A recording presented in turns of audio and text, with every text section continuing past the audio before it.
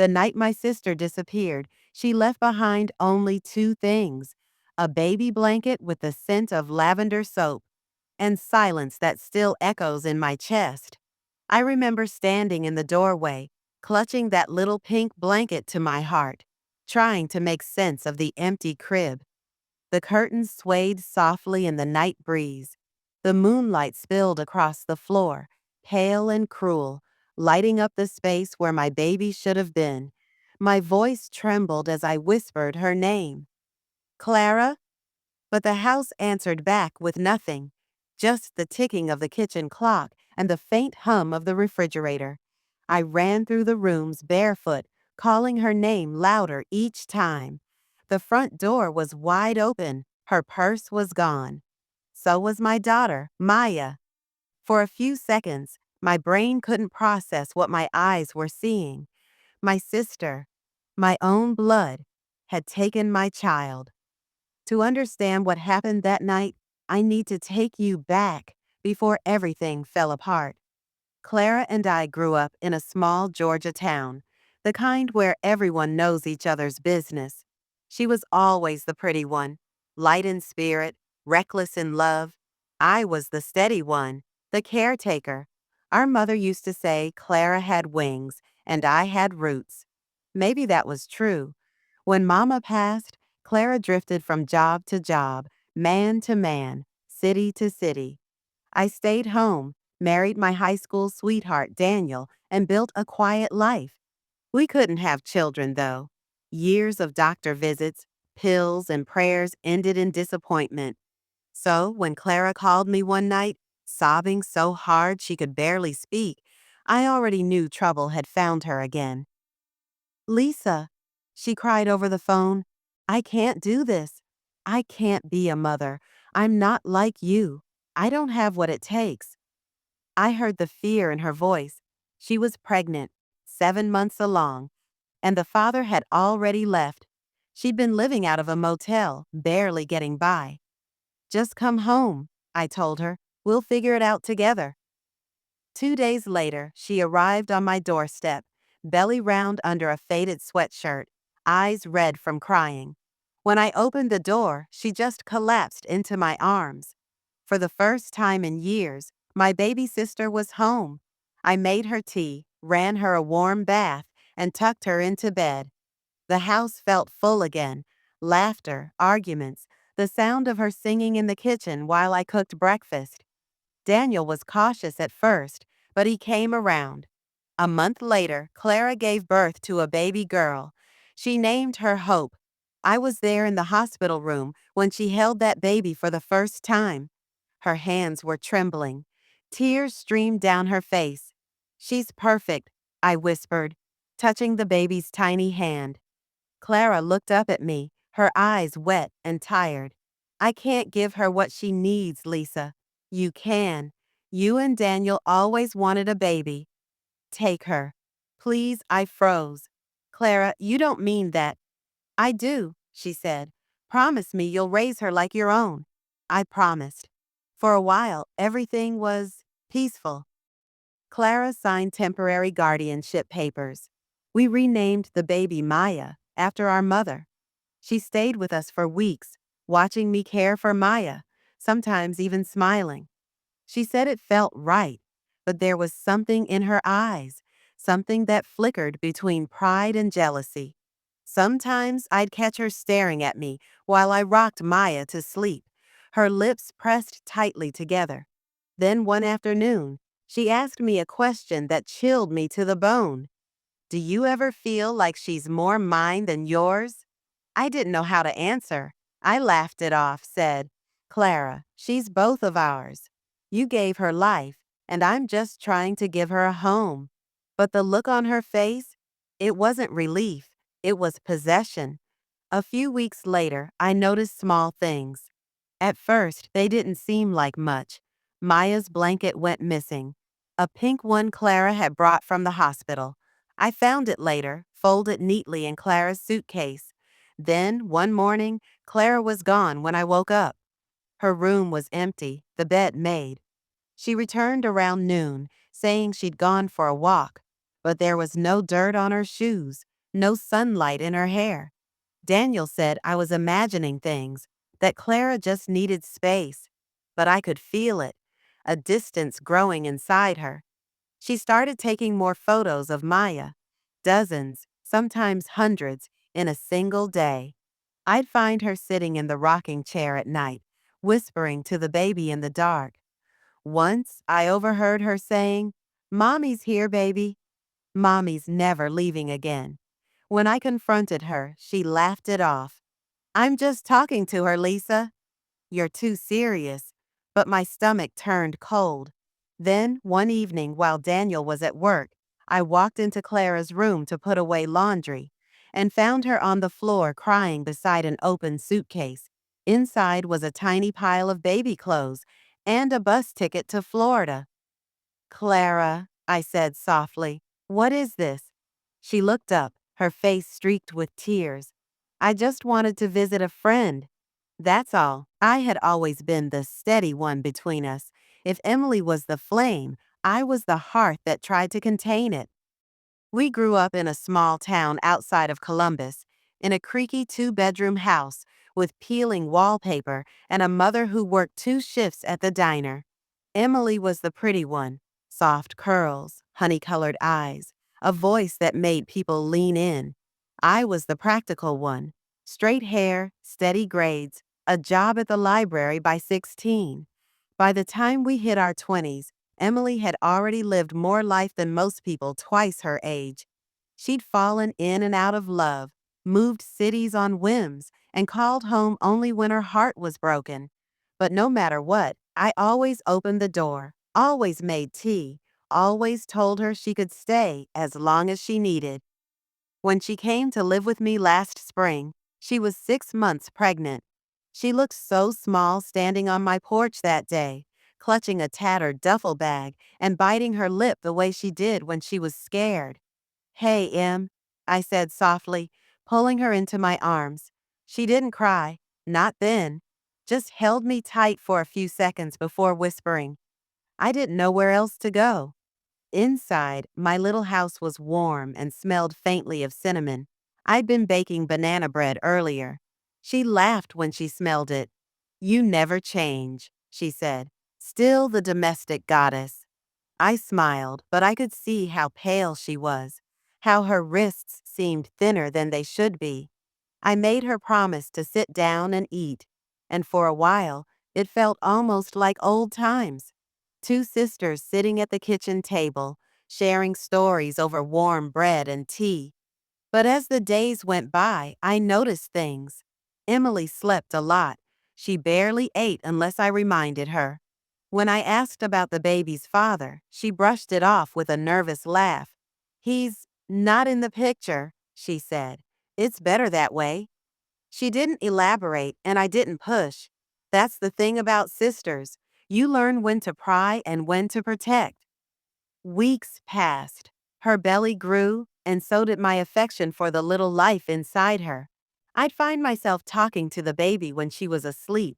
Silly things like, "Your aunt's going to spoil you rotten," or "You're already loved, little one." Sometimes Emily would watch me from the doorway, her expression unreadable. One night, she said quietly, "You'd make such a good mom, Claire." I laughed. "Me? I can barely keep a plant alive." But she didn't laugh back. She just stared down at her tea and whispered, "You'd be better than me." I wanted to tell her she was wrong, that she'd be wonderful, but her voice carried a kind of hopelessness I couldn't reach through. Then came the night she went into labor. It was early, too early, and we rushed to the hospital in a blur of panic and prayer. Hours later, I held my niece for the first time. She was so tiny, swaddled in pink, her eyes blinking up at me as if trying to make sense of this strange new world. Emily looked exhausted but peaceful. "She's perfect," I whispered. Emily nodded faintly. "Claire," her voice cracked, "if anything ever happens to me, promise you'll take care of her." "Don't say that," I said quickly. "You're going to be fine." But she just smiled weakly. "Promise me." So I did. When we brought the baby home, Emily named her Grace. It fit her perfectly. Delicate, quiet, with that soft scent only newborns have. My days fell into a rhythm of bottles, diapers, and lullabies. Emily would watch me from the couch sometimes, her eyes heavy with something I couldn't name. One morning, she said it outright. "Claire, I've been thinking, maybe you should adopt Grace." I froze. Adopt her? "Emily, she's your daughter." "I know," she said softly, "but you can give her the life I can't. You have a home, a job, stability. I'm a mess. You know it." I stared at her, searching her face. "This is postpartum talk," I said gently. "You're tired, emotional. You'll feel different soon." But she shook her head. "No, I mean it. I want you to be her mom." Officially, the idea unsettled me. I loved Grace, but taking her like that, it felt wrong, like stealing a piece of Emily's heart. Still, she brought it up again and again over the next few weeks. Each time she sounded more certain, and each time I felt more conflicted. I called my mother for advice, but she sighed in that tired way she always did when it came to Emily. "You know your sister," she said, "once she makes up her mind." So one rainy afternoon, we sat together at the kitchen table, the same one we'd shared countless meals at, and filled out the first set of papers. Emily smiled through tears as she signed her name. "Thank you," she whispered. "You're saving her." I didn't know then that those words would haunt me later. That night, I rocked Grace to sleep, humming softly as thunder rolled in the distance. I remember thinking how lucky I was to have this little miracle in my arms, to have my sister beside me. I didn't know it was the last PI. At first, it was nothing, just small passing moments that didn't add up until they did. It started with the photos. Emily had never been one to take many pictures before. But after Grace came home, her phone never left her hand. She'd photograph everything: the baby sleeping, yawning, stretching, even crying. At first, I thought it was sweet, a new mother trying to hold on to every little memory. But it wasn't long before I noticed something off about the way she looked through the lens. It wasn't a mother's fond gaze. It was more desperate, possessive, like she was trying to memorize Grace before someone took her away. One morning, I found her crying in the nursery, clutching Grace so tightly that the baby whimpered. "Emily," I said, rushing forward, "you're holding her too hard. Let me." She turned on me, eyes blazing. "She's mine, Claire." Mine. The words sliced through me. I froze, then slowly reached out. "Of course she's yours, sweetheart. I just don't want you to hurt her by accident." For a long moment, she didn't move. Then she looked down at Grace, her face softening. "I'd never hurt her," she whispered. I believed that then. Later that evening, after I put Grace to bed, I sat on the porch with Daniel, my husband. He'd been quiet through most of Emily's stay, polite but cautious. He'd told me once that she made him uneasy, like he couldn't quite tell what she'd do next. "She's struggling," I said softly, wrapping my cardigan tighter around my shoulders. Daniel nodded. "Postpartum depression, maybe." "But Claire, you need to be careful. She's not stable." I frowned. "She's my sister." He met my eyes. "That's exactly why she knows how to get to you." I didn't have an answer for that. A few weeks passed. Emily seemed better, or at least she pretended to be. She started cooking again, humming while she chopped vegetables, teasing Daniel about his bad jokes. I wanted to believe she was healing, but the air in the house felt heavier, like there was a storm we couldn't see yet.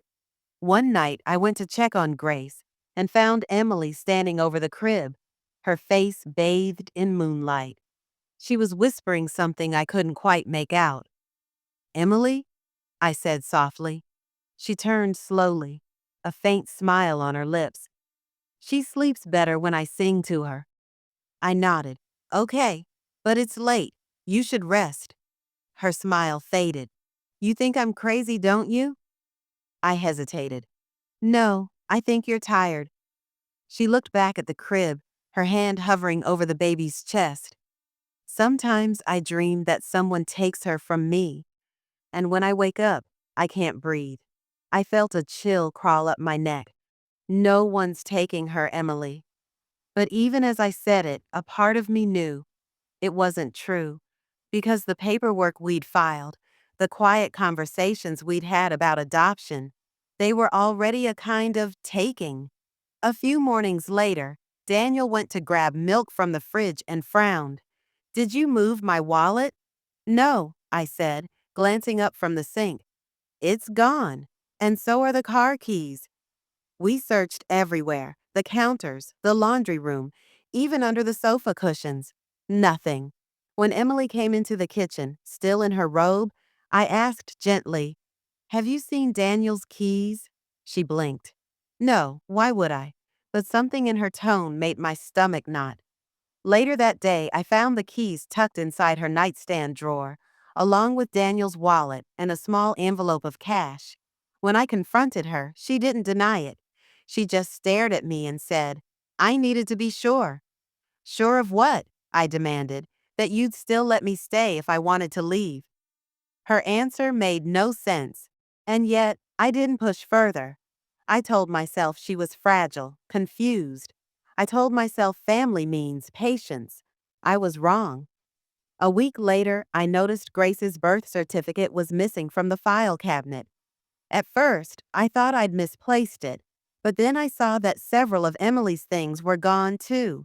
Her favorite sweater, her toiletries, and the duffel bag she'd arrived with. When I asked her about it that evening, she smiled too quickly. Oh, I just reorganized a few things. You know me. But the next morning, she was up before dawn, pacing the living room with Grace in her arms. She looked like she hadn't slept. Emily, I said softly, stepping closer. Is something wrong? She shook her head, but tears spilled down her cheeks. You're gonna take her away from me, aren't you?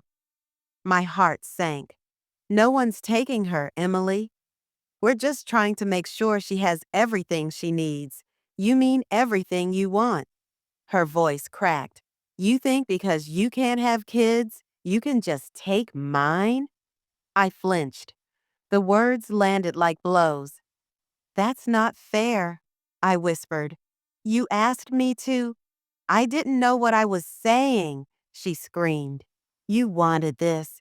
You've wanted this since we were kids. You always wanted what was mine. She stormed upstairs, slamming her door so hard that Grace jolted all. The next morning began like any other. Soft light spilling through the curtains. The smell of coffee drifting through the kitchen. But the air felt wrong. Too quiet. I went to check on Grace. The nursery door was unlocked. The crib was empty. For a moment, I couldn't breathe.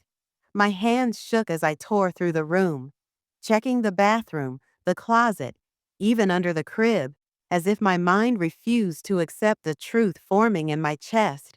She was gone. Grace was gone. I stumbled down the hall, calling out, Emily! Emily! No answer. Her room was stripped bare, drawers open, clothes missing, the nightstand empty. The only thing left behind was a folded note on the bed. I already knew what it was before I picked it up. My hands trembled as I unfolded it. Greater than, I'm sorry, Claire. You'll never understand. She's mine, and I'm not letting her grow up thinking she belongs to someone else. There was no signature, just that one line written in my sister's looping script, the same handwriting she'd used on birthday cards, childhood notes, and grocery lists. It felt like a ghost reaching out to strangle me. I screamed Daniel's name. He came running, half-dressed, hair tousled. When I handed him the note, his face went pale.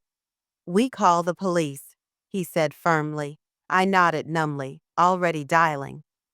The next few hours were a blur. Flashing lights, uniformed officers, Questions that tore me apart.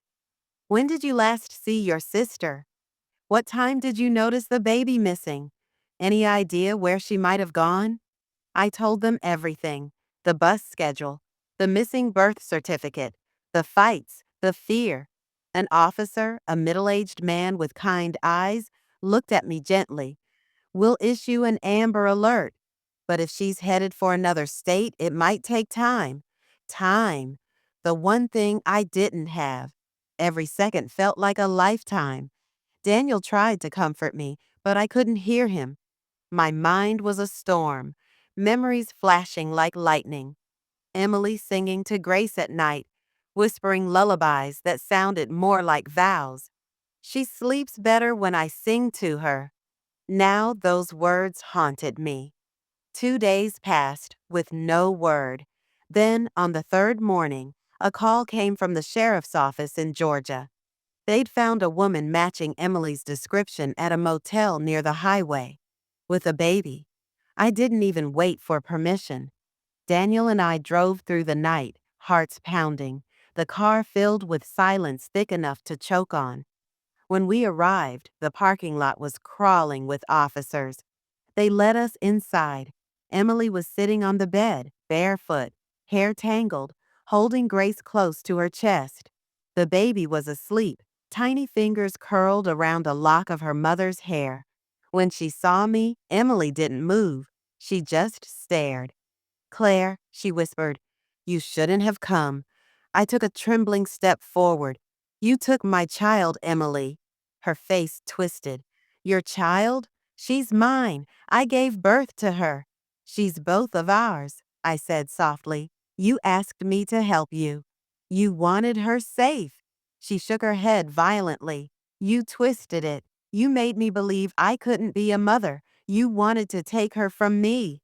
"Emily, she doesn't need you," she snapped, clutching Grace tighter.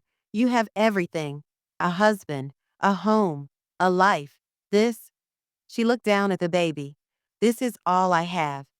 Her voice broke, and in that moment, despite everything, I saw not a monster, but my sister, broken and terrified, trying to hold on to the only piece of love she thought she still owned.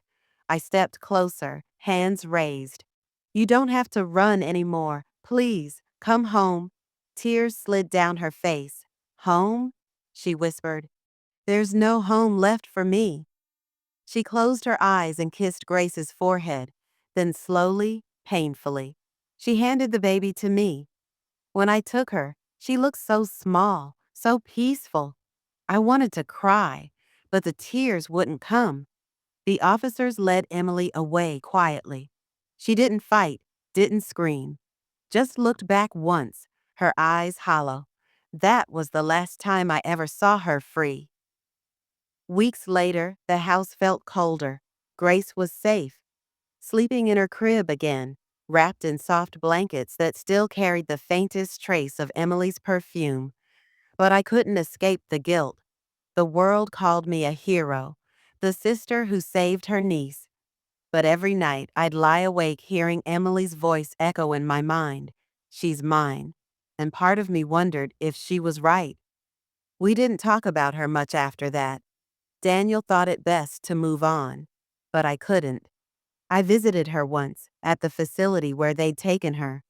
She didn't look at me when I entered, just stared out the window. "I brought you something," I said softly, setting down a photo.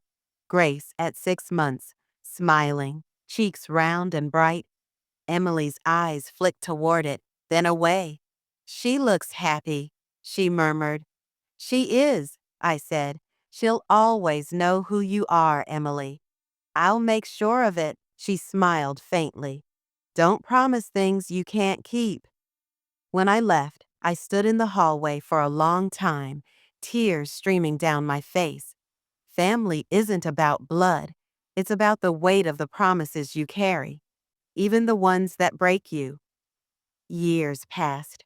Grace grew into a curious, bright-eyed little girl. She loved stories, especially the ones about Aunt Emily. I told her only the good ones, how her aunt used to sing her to sleep, how she called her My little Rose. One night after I tucked her in, Grace looked at me and asked, Mommy, why does Aunt Emily live so far away? I froze. Then I smiled softly. Because sometimes people need to find their way back to love, sweetheart. And that can take a long time. She seemed to accept that. When I turned off the light, I whispered to the shadows, I'm still keeping her safe, Emily. Just like you wanted. But deep down, I knew the truth. None of us were safe. Not from love. Not from the kind that twists and binds and refuses to let go. Because family, real family, doesn't always heal. Sometimes it haunts. And every night, when the wind moves through the trees outside Grace's window, I swear I can still hear my sister's voice, faint and aching. She's mine. It took me years to understand that some wounds don't bleed on the outside. They hum quietly beneath the surface, like a song you can't turn off. Life went on, as it always does. Grace grew. Her laughter filled the spaces that once echoed with silence. She called Daniel Dad, and she called me Mom, and each time I felt a bittersweet tug in my heart. Emily remained in the facility. The doctor said she was stable but fragile, that her grasp on reality was like smoke, sometimes clear, sometimes gone. I sent letters every month. Sometimes I'd get one back, sometimes not. The last one I received was short. Just one line, greater than, Do you ever wonder if God forgives the wrong kind of love? That line lived inside me. It played in my chest like a whisper, over and over. When Grace turned 7, she started asking harder questions about her birth, about the sister in the photographs. I'd kept one photo of Emily on the mantel, her and Grace, both smiling, both unaware of the storm that was about to come. Why does Aunt Emily never come visit? She asked one evening, her voice small. I set down the laundry basket and sat beside her. Because Aunt Emily got lost for a little while, I said softly, but she still loves you very much. She nodded, thoughtful, as if love and distance made perfect sense to a child. Then she said, maybe when she finds her way back, we can all have pancakes together. I smiled. Maybe we can. But I knew deep down, some people never find their way back. 2 years later, on a quiet autumn morning, I got a call, the kind you can hear before you answer it. It was the facility. Emily had stopped eating, stopped talking. She'd asked for me. I drove there alone.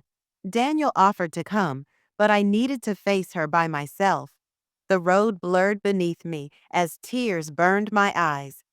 When I walked into her room, she was thinner, her hair streaked with gray. But her eyes, those eyes, were the same. She smiled weakly. You look tired, Claire. I let out a trembling laugh. You don't change much either. She gestured toward the chair. Sit. I don't have much time, and I want to tell you something. I sat, heart pounding.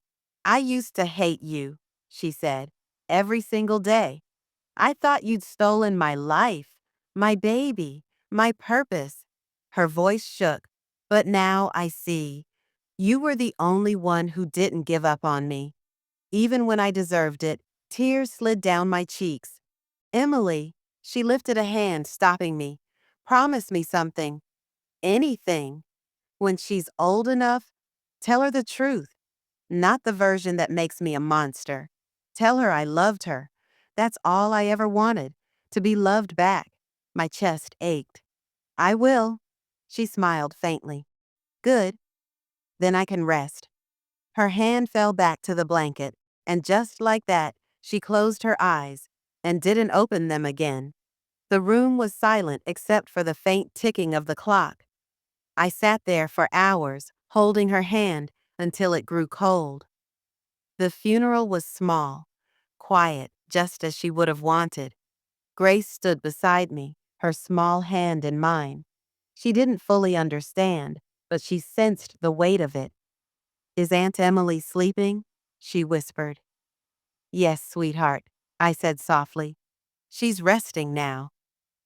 Afterward, we walked home under a gray sky. The wind was sharp, tugging at our coats. Grace looked up at me and said, "Mom, you look sad." I smiled faintly. "I am, baby. But sometimes being sad means you loved someone deeply." She thought for a moment, then nodded. "Then Aunt Emily must have loved us very much." I stopped walking. The simplicity of her words struck me harder than anything else ever could. She was right. Love had ruined us, saved us, defined us. That night, after Grace went to bed, I sat in the nursery, the same one that once stood empty, the same one that had broken my heart. Now it was filled with drawings, books, and the soft hum of a nightlight. I reached for the small wooden box I kept on the shelf, Emily's letters, her ultrasound photo, the hospital bracelet that had once wrapped around Grace's tiny wrist. I opened it slowly, tracing each memory with my fingertips. Then I whispered into the stillness, "I kept my promise, Em. She knows you. She loves you." The air felt warm for a moment, like a presence passing through. Maybe forgiveness doesn't come all at once. Maybe it's something we earn piece by piece, every time we choose love over anger, truth over silence. That night I dreamt of her, standing in a sunlit field, holding a baby in her arms. She looked peaceful. When I woke, I realized that was the first dream I'd had of Emily that didn't end in tears. Life has a strange way of giving back what it once took. Grace grew older, more curious, more like her mother every day. Stubborn, gentle, full of fire. Sometimes I'd catch her humming to herself while drawing or brushing her hair, and I'd recognize the tune. It was the lullaby Emily used to sing. The same one that once haunted me now made me smile. It was as if love had traveled through generations, reshaped, healed, reborn. And maybe that's what forgiveness really is, not forgetting, not pretending the pain never happened, but remembering and still choosing to love anyway. That's what Emily taught me in the end, that love, even broken and twisted, can still be sacred. That family doesn't always look the way you expect, but it's worth fighting for. And that sometimes the people who hurt us most are the ones who needed love the most, too.